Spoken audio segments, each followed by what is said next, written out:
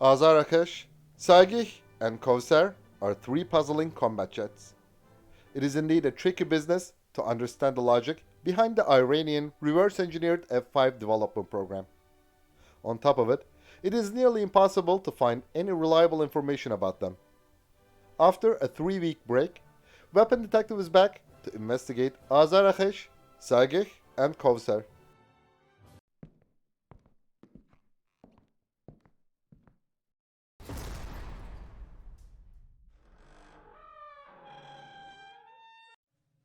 Azarakhsh, Saeqeh, and Kowsar are the reverse-engineered copies of the Northrop F-5 of the 1950s. Also, many sources claim that they are nothing more than rebuilt variants of the Freedom Fighters and Tiger IIs. No one expects a significant performance leap from them compared to their US ancestors. So, why is Iran spending money on such a futile project? Before seeking an answer to this question, let's briefly look at the history of the program and the features of these aircraft. The Imperial State of Iran, ruled by the Pahlavi dynasty, acquired the F-5EF Tiger IIs in the mid-1970s. Naturally, the country began to experience maintenance difficulties for these aircraft due to the embargo imposed after the 1979 Islamic Revolution. 1 year later, the Iran-Iraq War broke out, so Iran had to produce by copying many parts of its Tiger IIs to keep them operational. With the experience gained from these efforts, Tehran initiated a domestic combat jet manufacturing program in 1986. But due to technological and economic insufficiencies, the project progressed slowly. Iran successfully designed, constructed, and tested the first fruit of this program, the Azarakhsh, in 1997. This aircraft has few changes compared to the original F-5E. So, many sources claim that the Azarakhsh is nothing but a modified variant of the Tiger II by assembling parts from different aircraft. The only apparent difference with these combat jets is in the nose section. The Azarakhsh has a nearly 20 centimeters extended nose, probably housing a new radar. Initially, Tehran stated the mass production of this aircraft would begin in the mid-2000s at a rate of around 10 pieces per year. In 2000, the acting commander of the Islamic Republic of Iran Air Force said the Azarakhsh had reached the mass production stage. The plan was to acquire 30 to 50 aircraft. Still, the flight tests continued until 2007. This year, Iran declared once more the mass production of the Azarakhsh would begin soon. But again, in 2013, Iran was still conducting flight tests. It is understood that Tehran cancelled the Azarakhsh program after 6 aircraft were produced and switched to the Saeqeh program. The Saeqeh has more distinguished design changes compared to its predecessor. It has 2 vertical tail stabilizers instead of 1, additional wing strakes, and altered jet intakes. This appearance naturally reminds the Northrop YF-17, which had competed with the YF-16 in the lightweight fighter program of the US Air Force in the 1970s. This F-5-based aircraft lost the competition to F-16, but later it led to the development of the FA-18 Hornet. So, we may say that Iran tried to follow the same path to develop a successful 4th-generation fighter. Initially defined as Saeqeh 80 and Azarakhsh 2, the Saeqeh was introduced in 2007 and likely made its maiden flight in the same year. 5 single-seat and 1 twin-seat aircraft were produced for trials. They have an Iranian modified version of the Russian Posatron and IRIAF NO-19 radar with a range of 80 kilometers. It can track 10 targets and engage 2 targets simultaneously. Some sources claim that Iran also worked on a Saeqeh variant with 2 Klimov RD-33 turbofans, also used by the MiG-29s. But this version has never been seen. Yet, Iran cancelled the Saeqeh program and switched to the Kowsar program. Compared to the Saeqeh, the appearance of the Kowsar is more similar to F-5E. It had 1 tail stabilizer instead of 2. The aircraft has an advanced fire control system, digital data networks, a glass cockpit, a heads-up display, ballistic computers, and smart mobile mapping systems.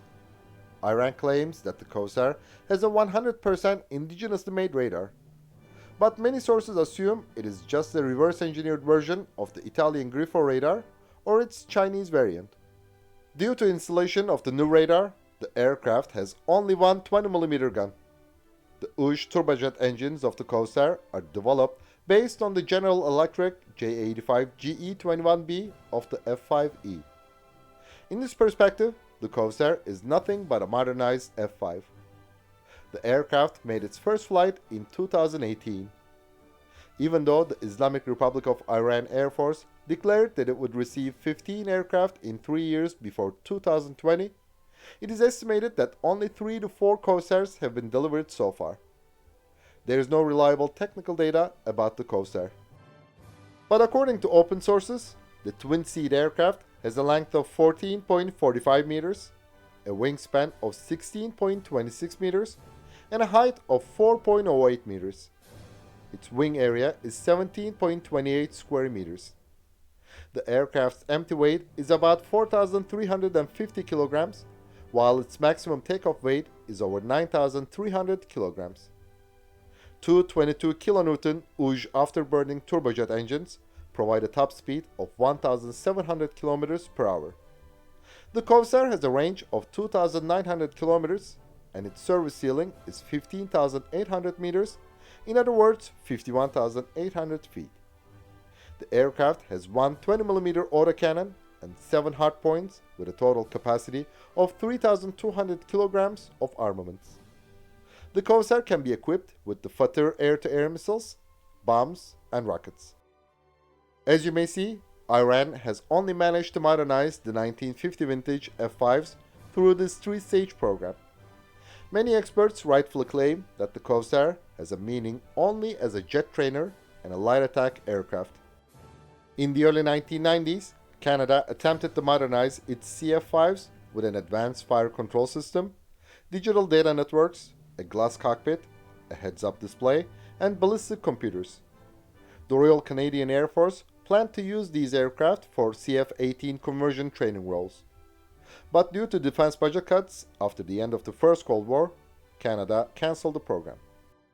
Again, in the 1990s, Turkish F-5s were modernized with a similar package in Singapore. They served in F-16 conversion training and combat training roles until 2013.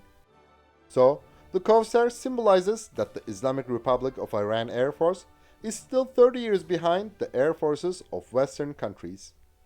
At first look, it is a terrible situation.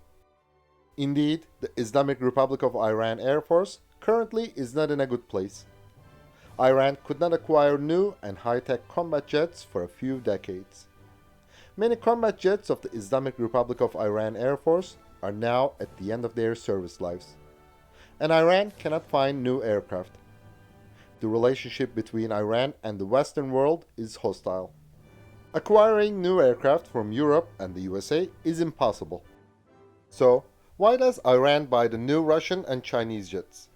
The expression, "the enemy of my enemy is my friend," is not always true. Yes, Moscow is pleased that Iran threatens Western interests in the Middle East. Still, it doesn't want a powerful Islamist country in its south. Similarly, Iran, which is a trouble for the USA, makes China happy. But Beijing cannot afford to make Moscow and Washington angry together by giving J-10s and J-20s to Iran. So, the only choice for saving the Islamic Republic of Iran Air Force's manned fleet is to develop and produce combat jets domestically.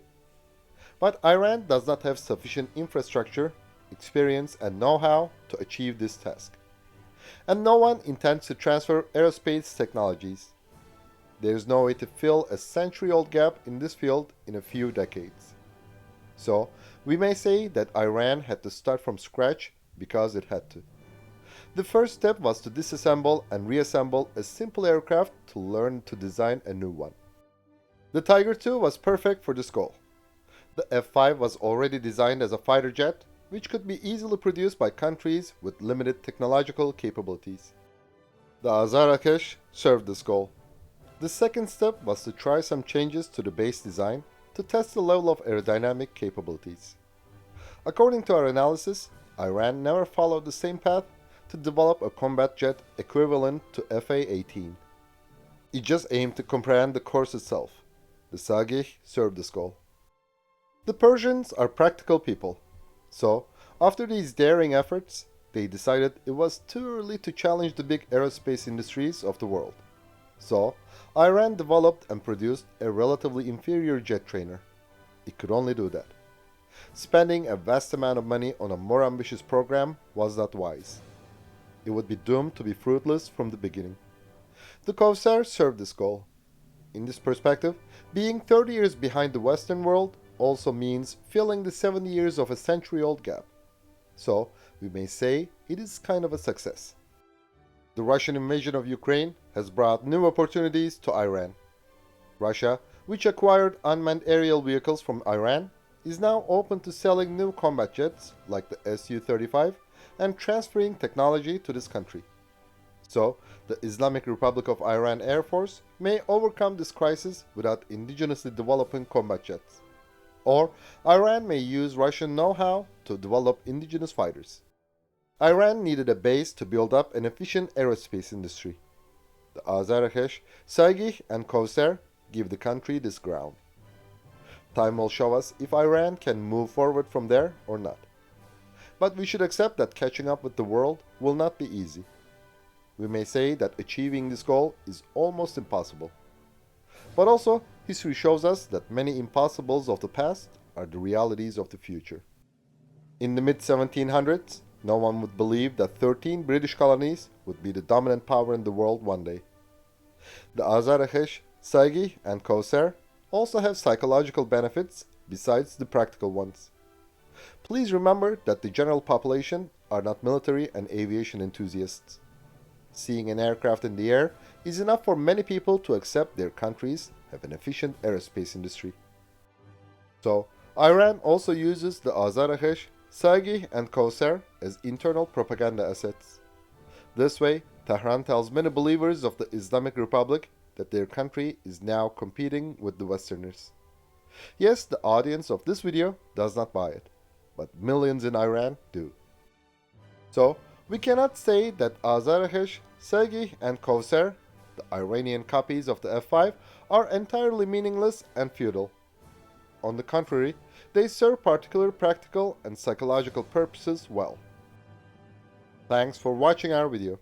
And please don't forget to subscribe to our channel and click the bell button to be notified of our new videos. Also, you can now click the join button to support our channel. And as always, we would greatly appreciate all of your likes, comments, and shares.